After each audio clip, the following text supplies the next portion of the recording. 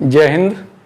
आइए इस टॉपिक पर आने से पहले हम आपको पूर्व ज्ञान के बारे में बता दें। फिलहाल यहाँ तो टॉपिक ये है दो अज्ञात राशियों के निकाय को हल करना। ये इंटर लेवल से रिलेटेड है क्योंकि यहाँ क्रैमर रूल या आव्यूह से हल करना है। हम आपको कक्षा 10 यानी कक्षा 10 और कक्षा 9 में जो आप पढ़ चुके हैं उस पूर्व ज्ञान के बारे में बता दें, जिससे आपका जो पहले का ज्ञान है वो एकदम से क्लियर हो जाए। चलिए इसी के माध्यम से बता देते हैं। जो ये दो समीकरण लिखे हुए हैं, क्या क्या लिखा है? 3x - 2y = 5, 4x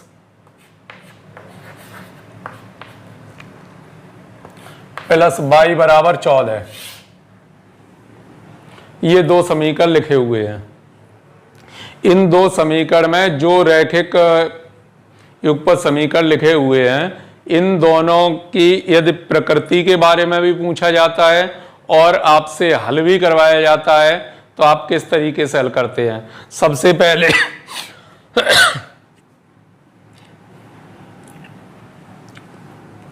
दिए गए समीकरणों को ax + b + c के रूप में लिखते हैं।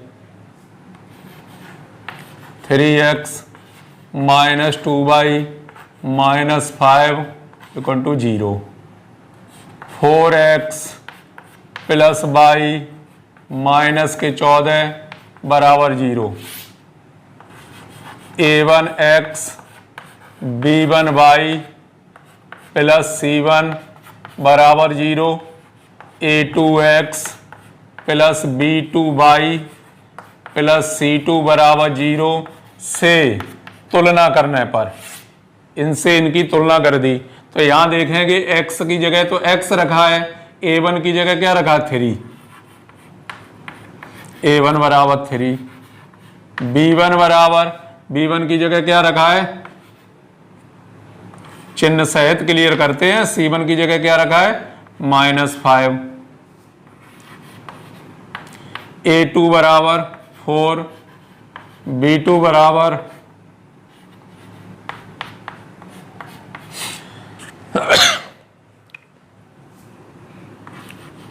a1/a2 3/4, b1/b2 -2/1, c1/c2 5/14, माइनस तो आपस में कट जाएंगे। यहां से देखेंगे a1/a2 बराबर नहीं है b1/b2 के। a1/a2 का मान b1/b2 के बराबर नहीं है, अतः समीकरण निकाय का एक अद्वितीय हल होगा। क्या होगा? अतः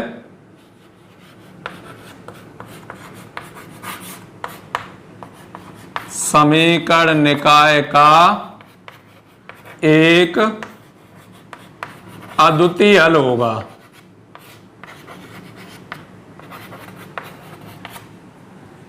समीकरण निकाय का एक अद्वितीय हल होगा। तो इससे तो सबसे पहले आपने चेक किया a1x b1y + c1 = 0, a2x b2y + c2 = 0 से कंपेयरिंग की तो a1 a2 b1 b2 c1 c2 के मान ज्ञात कर लिए।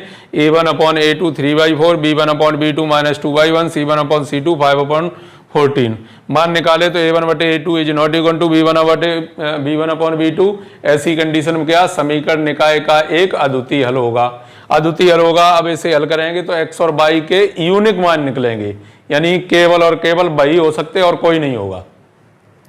इसी प्रकार अगर a1/a2 का मान b1/b2 के बराबर आ जाता, c1/c2 के बराबर नहीं आता, तो समीकरण निकाय का कोई हल नहीं होगा। और अगर इन तीनों के मान आपस में बराबर आते a1/a2 = b1/b2 = c1/c2, तो दिए गए समीकरण के निकाय के मान अनेक अनंत हल होंगे। तो ये कंडीशन तो थी उनकी प्रकृति जानने के लिए। जब आप कक्षा 10 में हल करते थे तो उनकी प्रकृति को जानने के लिए आपके पास रूल था कि समीकरणों की तुलना कर ली और a1/a2, b1/b2, c1/c2 के मान क्लियर कर लिए। उनमें तीन कंडीशनें बनती हैं, फर्स्ट कंडीशन, सेकंड और थर्ड। इन कंडीशनों के आधार पर आप बता सकते हैं कि समीकरण निकाय की प्रकृति किस प्रकार की होगी। उसके बाद बात आती है हल करने की। अब इन प्रश्नों को हल करने के लिए आपके पास हाई स्कूल में भी 4 रूल थे आपके पास। इन समीकरणों को हल करने के लिए 4 नियम थे आपके पास। नंबर 1 विलोपन विधि द्वारा, नंबर 2 प्रतिस्थापन विधि द्वारा, नंबर 3 वज्रगुणन विधि द्वारा, नंबर 4 ग्राफ द्वारा। ये 4 नियम आपको सिखाए गए थे। 4 नियमों में से आप किसी से भी इसे सॉल्व कर सकते थे। हालांकि अक्सर अधिकतर लोग क्या विलोपन विधि का इस्तेमाल करते हैं। और विलोपन विधि क्या होती है, x वाले या y वाले कोई एक बराबर कर लिए, आपस में लुप्त कर दिए, इस तरीके से हल करते हैं। तो यहाँ देखेंगे -2y है, यहाँ क्या है y। तो समीकरण 2 में कितने का 2 का गुणा कर दिया, तो पहले वाला तो वैसा ही रहेगा बराबर में 5, इसमें 2 का गुणा कर दिया 8x + 2y बराबर 28। जोड़ने पर ये कैंसिल हो गए। 11x बराबर 33, x बराबर 33/11, 11 3 33, x का मान कितना आ गया 3 आ गया। अब 3 आ गया, x का मान कहीं रख दिया, जैसे 4x + y बराबर 14 दिया है, तो 4x का मान कितना आया 3 + y बराबर 14, y बराबर 14 - 12, तो y बराबर कितना आ गया 2। x का मान आ गया 3 और y का मान आ गया 2। y का मान 2, आप इन्हें संतुष्ट भी करा सकते हैं। x की जगह 3 रख दिया जाए, कितने हो जाएंगे 12, और y की जगह 2, 12 और 2 14। यहाँ भी 3 का गुणा कर दिया 9 में से 4 घटा दिए, कितने बचे 5। तो समीकरणों को संतुष्ट करता है। x और y के मान क्लियर हैं और पहले भी कुछ तो पॉइंट क्लियर हो ही चुके थे कि दिए गए समीकरण निकाय का एक अद्वितीय हल होगा, अर्थात x और y के एकदम यूनिक मान निकलेंगे, इनके अलावा और कोई मान नहीं हो सकता। ये आपने कक्षा 10 और कक्षा 9 के अंतर्गत पढ़ा, तो वहां से आपको ये प्री ज्ञान मिला है कि इन समीकरणों को भी, यहां लिखा है निम्न समीकरण को क्रैमर नियम से हल कीजिए। तो क्रैमर नियम तो छोड़ दीजिए, अगर नियम की बात नहीं है तो निश्चित रूप से आप इन समीकरणों को आप हल कर सकते हैं। इनकी प्रकृति के बारे में भी बता सकते हैं कि इनकी प्रकृति किस प्रकार से होगी, इनका एक अद्वितीय हल होगा या इनका कोई हल नहीं होगा या इनके अनेक अनंत हल होंगे। अब आते हैं टॉपिक पर, ये तो था प्री ज्ञान। अब आते हैं टॉपिक पर। तो टॉपिक क्या है, 2 चर राशियों के निकाय को हल करना। अब निकाय को हल कैसे कैसे करते हैं, वो भी क्रैमर रूल से आएंगे इंटरमीडिएट में। जो एक तो आव्यूह विधि द्वारा हल करते हैं, दूसरा क्या है क्रैमर रूल द्वारा हल करते हैं। ये 2 नियम है। हालांकि आप चलिए, आप जब भी बीएससी में पहुंचेंगे तब हम आपको बाकी और भी मेथड पढ़ाएंगे। इसे पिकार्ड मेथड से भी हल करते हैं, इसे रंजा-गुप्ता मेथड से हल करते हैं, इसे लैग्रेंज थ्योरम से हल करते हैं और इसे टेलर थ्योरम से हल करते हैं। इस प्रकार से इनके कई प्रकार के सॉल्यूशन होते हैं। आव्यूह और मैट्रिक्स की सहायता से इन्हें सॉल्व किया जा सकता है। फिलहाल इसे देखते हैं क्रैमर विधि से किस प्रकार से हल करते हैं। तो जब आप कोशिश करेंगे तभी आपको रास्ता मिलेगा। अगर आप घर बैठे रहो और सोचते रहो ऐसे ही, तो केवल सोचते ही रहो। आपने देखा होगा अभी व्हाट्सएप पे बस राजनीति की बातें हो रही हैं, कहीं किसी की बातें हो रही, क्यों कुछ करना तो पड़ता नहीं है, नेट चल ही रहा है, मोबाइल हाथ में है, आराम से टाइप किया, हमने जो मन में आया वो लिख दिया, जो मन में आया वही लिख दिया। तो इस प्रकार से, और करने को कुछ नहीं, करेंगे नहीं, बस दूसरे को ज्ञान बांटेंगे। और ये तो भारत की विशेषता ही है कि खुद चाहे उन्होंने कोई डिग्री न यूज की हो, कोई डिग्री न ली हो, बीएससी एमएससी कुछ भी न लिया हो, आप एमएससी हैं, आपको एक अनपढ़ ज्ञान देगा आपको कि ये कर लो तो ये हो जाएगा, ये कर लो ये हो जाएगा। अरे आपने क्यों नहीं किया? तो यहाँ फालतू ज्ञान बांटने वालों की कमी नहीं है। तो ध्यान केंद्रित करना है किस तरीके से एक एक टॉपिक पर। आइए देखते हैं दो अज्ञात राशियों के निकाय को हल करना क्रैमर विधि से। दो अज्ञात राशियों के निकाय को हल करने के लिए डी डीएक्स डीवाई ज्ञात करते हैं। अब जो लोग यही टॉपिक देखेंगे उन्हें ये पता ही नहीं है कि ये डी डीएक्स डीवाई है क्या। अरे हम इससे पिछले वाले वीडियो में आपको अच्छे से बता चुके हैं, वहां 3/3 का था उससे बता चुके हैं, यहाँ 2/2 का है। यहां भी समझ लीजिए क्या करते हैं, D D X D Y कैसे निकालेंगे। तो एक्स वाई जेड यहां तो केवल एक्स और वाई है, तो एक्स वाई के गुणांकों से बना हुआ सारिक, एक्स वाई के गुणांकों से बना हुआ सारिक, जैसे 3 ऋण 2 तो यहां लिख दिया 3 ऋण 2, 4 और 1, 4 और 1, तो ये हो गया डी का मान। अब सॉल्व करने की बात है, सॉल्व कर ही लेंगे डी। उसके बाद क्या है, डीएक्स। डीएक्स कैसे निकालते हैं, पहले वाले स्तंभ के स्थान पर अचर आ जाते हैं। अचर क्या है, 5 और 14। बाई चांस अगर ये इधर होते तो इधर हम ले आते पहले। आप जानते हैं बराबर के इधर उधर ट्रांसफर करते हैं तो उसका साइन चेंज हो जाता है, केवल चिन्ह चेंज होता है, बाकी तो संख्या पर कोई प्रभाव नहीं पड़ता। तो यहां पहले स्तंभ के स्थान पर ये आ गए 5 और 14, बाकी वैसा ही लिखा है 2 और 1। ये हो गया डीएक्स का मान। ऐसे ही डीवाई, जब डीवाई निकालेंगे तो दूसरे वाले स्तंभ के स्थान पर आ जाते हैं अचर, यानी ये तो वही रहेगा 3 और 4, दूसरे वाले के स्थान पर क्या आ जाएगा 5 और 14। तो इस तरीके से dx, dy और dz के मान ज्ञात करते हैं। यहां dz नहीं है तो dx और dy ज्ञात किया। तो इस प्रकार से d dx dy ज्ञात कर लिया। ज्ञात करने के बाद कहा गया है, क्या कहा गया है, जब d is not equal to 0, d का मान 0 के बराबर नहीं है, तब एक ही हल होगा। तब क्या, यूनिक उसका सॉल्यूशन होगा, जो हल होगा वो केवल एक होगा। इसे निम्न प्रकार ज्ञात करते हैं, जैसे आपने 3/3 में ज्ञात किया कि x बराबर dx बटे x, y बराबर dy बटे y, z बराबर dz बटे z। यहाँ 2 के लिए है, x बराबर dx अपॉन d, y बराबर dy अपॉन d। तो इस प्रकार से x और y के मान ज्ञात कर लेते हैं। इनके मान ज्ञात करने से पहले d कन्फर्म करना अति आवश्यक है।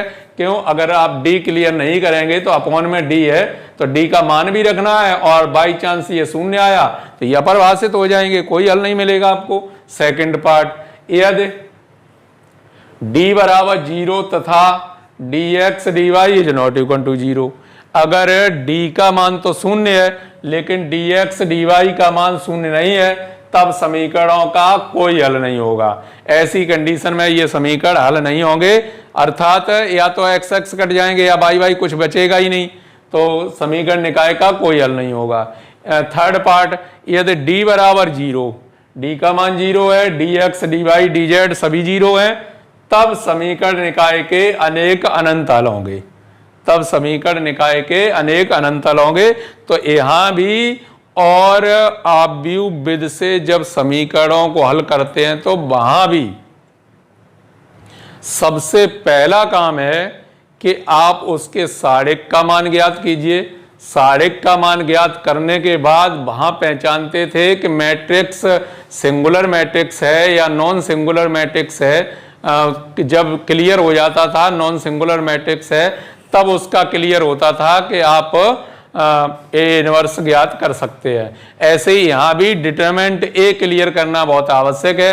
डिटरमिनेंट ए का मान यानी सारिक डी का मान यदि 0 के बराबर नहीं है तो आप एक्स वाई जेड ज्ञात कर सकते हैं। यदि सारिक डी का मान 0 के बराबर है तो समीकरण निकाय असंगत होगा, उसका कोई हल नहीं होगा। जैसे एक प्रश्न पर भी चर्चा कर लेते हैं। निम्न समीकरणों को क्रैमर के नियम से हल कीजिए। मिटा देते हैं इसे, उसके बाद फिर दोबारा लिखेंगे, कोई दिक्कत नहीं है, समझ में आना चाहिए।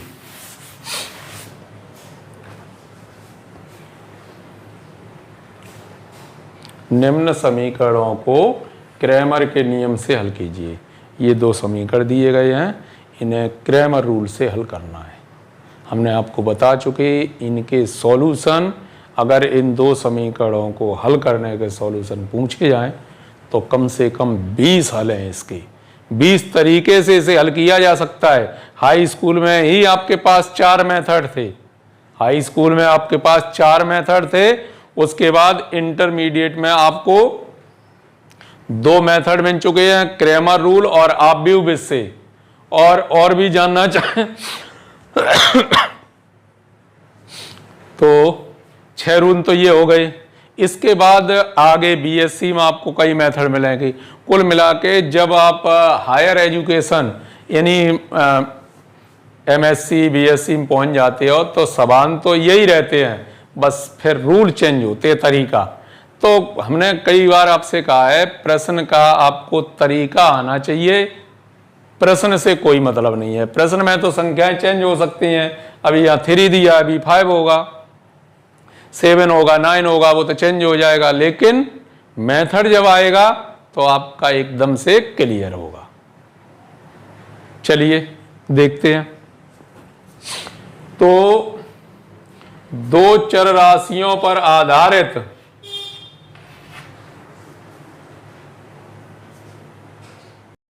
चलिए प्रश्न को देखते हैं।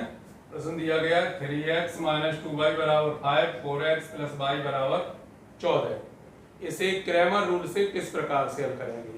तो क्रैमर रूल में आपने सीखा जब 3 चर राशियां दी गई हों, 3 चर राशियों पर आधारित समीकरण दिए गए हों, तो वहां भी सीखा कि जो d निकालते हैं वो x y z के गुणांकों से बना हुआ एक सारिक होता है। यहाँ 2 दिए हैं केवल x y, तो x y के गुणांकों से बना हुआ एक सारिक, बना हुआ सारिक तो क्या लिख लेते हैं d।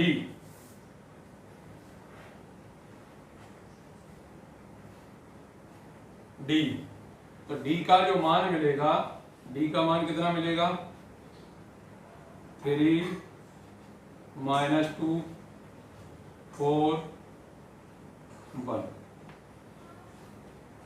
चलिए इसे यहां पे सॉल्व भी कर लेते हैं। 3 धन 8 कितना आ गया 11 is not equal to 0। D का मान प्राप्त हो गया और ये मैन भी था। डी का मान सबसे पहले प्राप्त करना, क्योंकि यहाँ आप देख रहे होंगे dx/d, यदि d का मान 0 है तो x y का मान निकालना संभव नहीं है। ऐसी स्थिति में दिया गया समीकरण निकाय असंगत होता है और समीकरण का कोई हल नहीं होता है। तो d का जो मान निकला, d का मान निकाला आपने, कितना आया 11, 0 के बराबर नहीं है। अब क्या dx और dy के मान प्राप्त करेंगे। तो dx और dy के जब मान निकालेंगे तो dx का मान किस प्रकार से निकालेंगे dx का मान, तो वही प्रोसेस यहां भी है। पहले स्तंभ के स्थान पर अचर राशियों को रखते हैं। अचर कौन है यहाँ 5 और 14। अगर ये बाई चांस दोनों उधर प्लस माइनस के रूप में किसी तरीके से होती तो उन्हें इधर ले आते, पहले इधर लाने के बाद तब लिखते, या बाई चांस यहाँ 0 लिखा होता, अचर क्या होगा 0 होगा। जैसे 3x - 2y बराबर 0, तो यहाँ 0 रखते। ठीक है, आइए पहले स्तंभ के स्थान पर इन्हें रखते हैं। तो क्या रखेंगे, दूसरे में कोई परिवर्तन नहीं है, -2 और 1।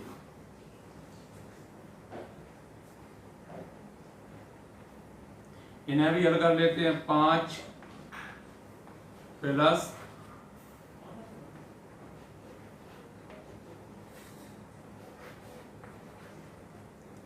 dx का मान आ गया 33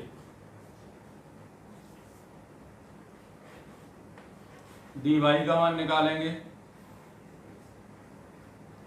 दूसरे स्तंभ के स्थान पर अचर राशियों को लिख लेते हैं और पहले में कोई परिवर्तन नहीं,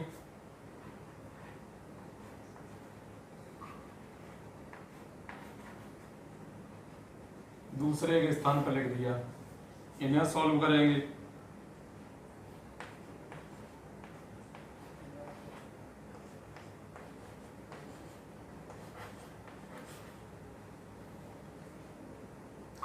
यहां से dy का मान निकला 22, d dx dy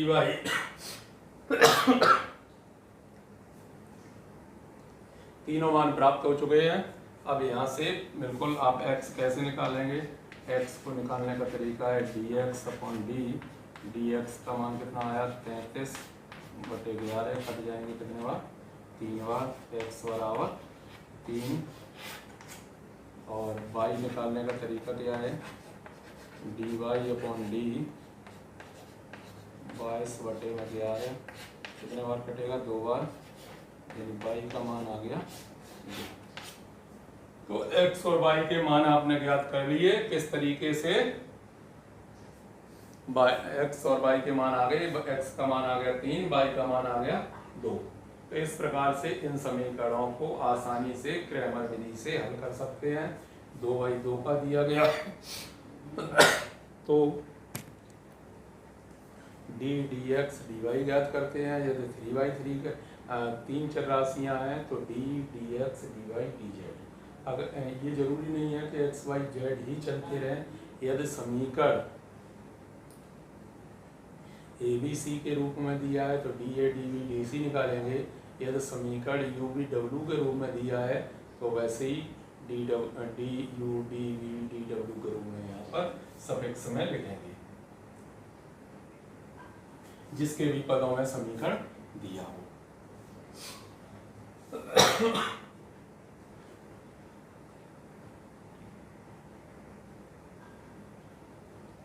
ये तो समीकरण का हो गया हल। अब यदि समीकरण की प्रकृति के बारे में भी पूछा जाए तो आपके पास ये 3 पॉइंट हैं।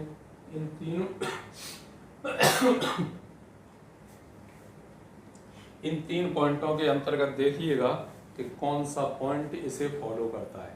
कौन सा पॉइंट फॉलो करता है, d is not equal to 0, d is not equal to 0।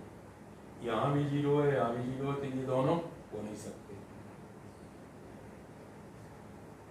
पहला होगा, पहला क्या है, जब d is not equal to 0 तब एक ही हल होगा। इसे निम्न प्रकार ज्ञात करते हैं, x बराबर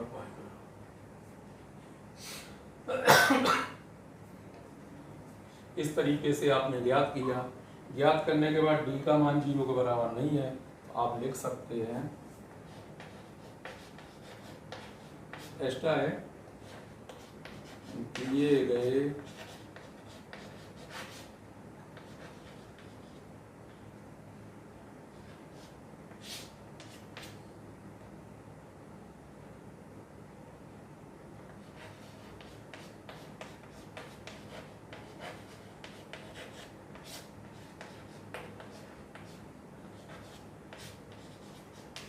एक तो ये संगत होगा, असंगत होगा, तो कंफर्म हो गया कैसा होगा, संगत होगा। तथा एक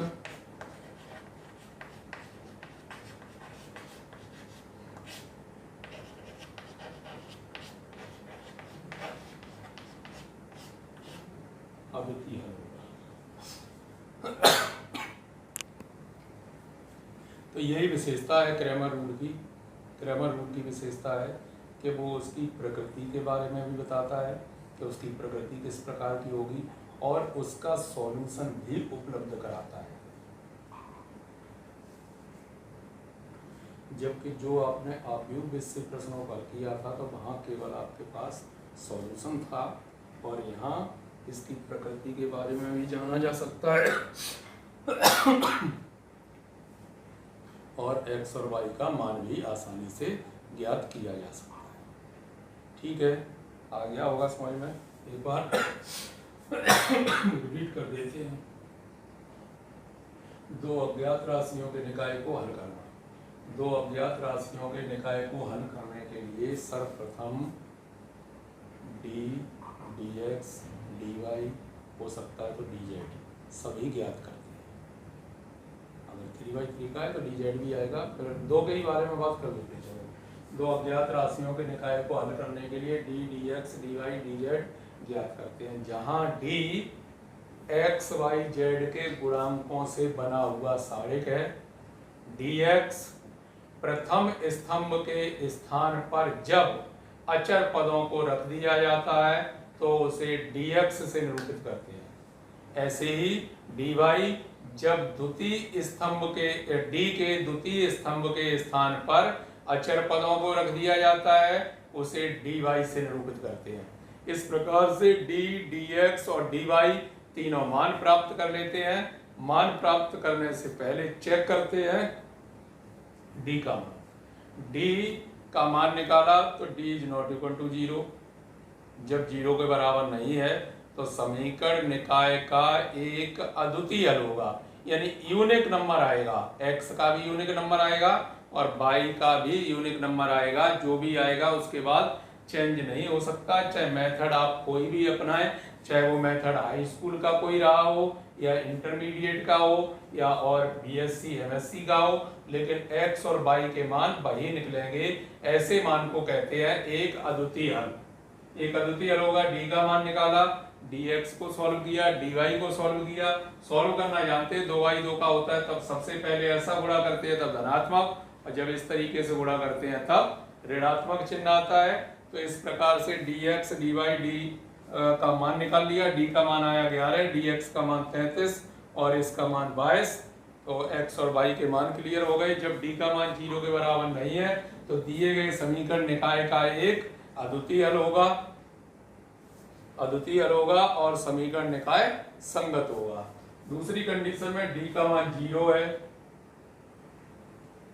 dx dy 0 के बराबर नहीं है तो समीकरण निकाय का कोई हल नहीं होगा। नंबर 3 d dx dy सभी 0 के बराबर हैं तो समीकरण निकाय के अनेक अनंत हल होंगे। इस प्रकार से इस प्रश्न को आप आसानी समझ सकते हैं। ये था 2/2 का। आगे नेक्स्ट वीडियो में हम आपको 3 चरराशियां और 3 ही समीकरणों को लेकर उपस्थित होंगे और फिर उसमें क्रैमर रूल के द्वारा देखेंगे कि क्या उसकी कंडीशन है, किस तरीके से उसका एक अद्वितीय हल होगा, उसका कोई हल नहीं होगा, उसके अनेक अनंत हल होंगे, उसका सॉल्यूशन क्या होगा। इस प्रकार की बातों पर चर्चा करेंगे। मिलते हैं आपसे नेक्स्ट वीडियो में। तब तक के लिए जय हिंद।